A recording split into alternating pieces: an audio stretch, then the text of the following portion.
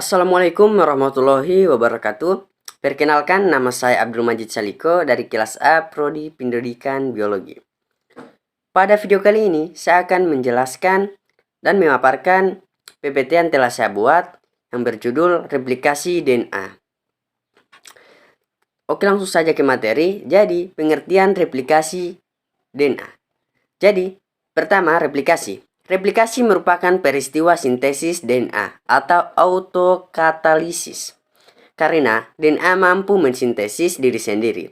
Replikasi DNA dapat terjadi dengan adanya sintesis rantai nukleotida yang baru dari rantai nukleotida lama melalui proses menggunakan komplementasi pasangan basa untuk menghasilkan suatu molekul DNA baru yang sama dengan molekul DNA yang lama. Proses yang terjadi tersebut dipengaruhi oleh enzim helikase, enzim polimerase, dan ligase. Replikasi DNA bersifat semi-konservatif, yaitu kedua untai tunggal DNA bertindak sebagai cetakan untuk pembuatan untai-untai DNA baru. Seluruh untai tunggal cetakan dipertahankan dan untai yang baru dibuat dari nukleotida. Kemudian masuk ke komponen penting dalam replikasi. Yang pertama itu enzim primase, yaitu enzim yang mengkatalisis sintesis primer untuk memulai replikasi DNA. Kemudian molekul protein yang menstabilkan untaian DNA yang sudah dibuka, yaitu protein SSB atau single strand binding protein. Kemudian itu enzim membuka ikatan untaian induk, yaitu enzim helikase dan enzim girase. Enzim DNA ligase yaitu suatu enzim yang berfungsi untuk menyambung fragmen-fragmen DNA. Model replikasi DNA seperti yang ada di gambar ini. Ada original DNA, first replication, second replication.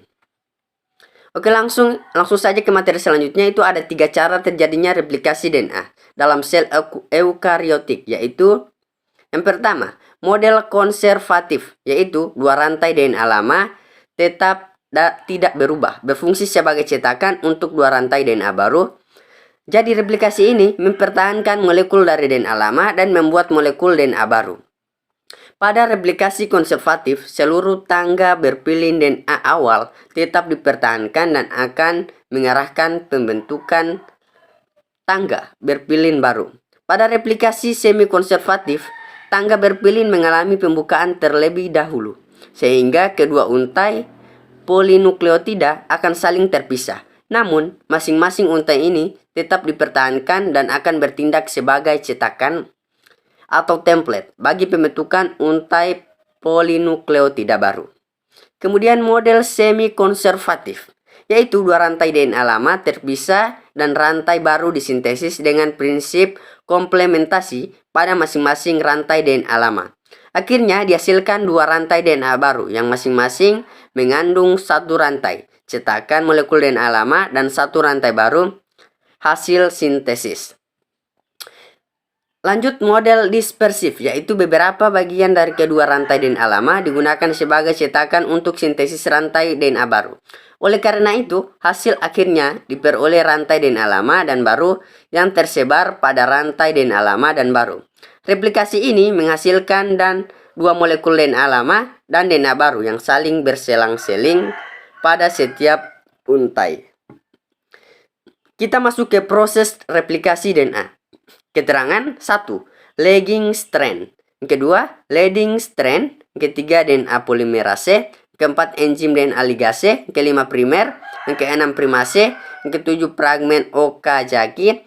Ke-8, molekul DNA polimerase. Ke-9, enzim helikase. 10, protein pengikat untaian tunggal. 11, topoisomerase. Seperti yang ada di gambar ini. Masuk ke penjelasan tahapan replikasi DNA semi-konservatif secara rinci. Yang pertama itu ada inisiasi. DNA dalam sel-sel eukariotik memiliki ARC, automuscle replication sequence, yang berperan sebagai asal muasal replikasi dan mereka yang saling berlawanan dari asal bakterial atau ori. Kedua itu terbentuknya garpu replikasi. Garpu replikasi atau cabang replikasi Replication fork ialah struktur yang terbentuk ketika DNA bereplikasi. Garpu replikasi ini dibentuk akibat enzim helikase yang memutus ikatan-ikatan hidrogen yang menyatukan kedua untaian DNA, membuat terbukanya untaian ganda tersebut menjadi dua cabang yang masing-masing terdiri dari sebuah untaian tunggal DNA. Yang ketiga itu pemanjangan untaian DNA. DNA polimerase membentuk untaian DNA baru dengan menambahkan nukleotida, dalam hal ini deoksiribonukleotida ke ujung 3. Hidroksil bebas nukleotida, rantai DNA yang sedang tumbuh. Kemudian penjelasan tahapan replikasi DNA semi-konservatif secara rinci. Keempat itu pembentukan leading strand. Pada replikasi DNA, untaian pengawal leading strand ialah untaian DNA disintesis dengan arah 5 ke arah 3 secara berkesinambungan. Pada untaian ini, DNA polimerase mampu membentuk DNA menggunakan ujung 3 ke OH bebas dari sebuah primer RNA dan sintesis DNA. Berlangsung secara berkesinambungan searah dengan arah pergerakan garpu replikasi. Kelima itu pembentukan lagging strand. Lagging strand ialah untaian DNA yang terletak pada sisi yang berseberangan dengan leading strand pada garpu replikasi. Yang keenam itu modifikasi post replikasi DNA. Setelah DNA direplikasikan, dua helaian tersintesis terbaru dipasangkan ke modifikasi enzimatik. Perubahan-perubahan ini biasanya melibatkan penambahan molekul-molekul tertentu untuk mengkhususkan titik-titik sepanjang heliks ganda. Pada cara ini, tugas sel atau label-label DNA sehingga ini bisa membedakan material genetiknya sendiri dari berbagai DNA asing yang mungkin bisa masuk ke dalam sel. Selanjutnya kita masuk ke faktor-faktor yang dibutuhkan untuk replikasi DNA. Yang pertama itu ada helikase, yang kedua RNA primase, yang ketiga DNA polimerase, yang keempat DNA ligase.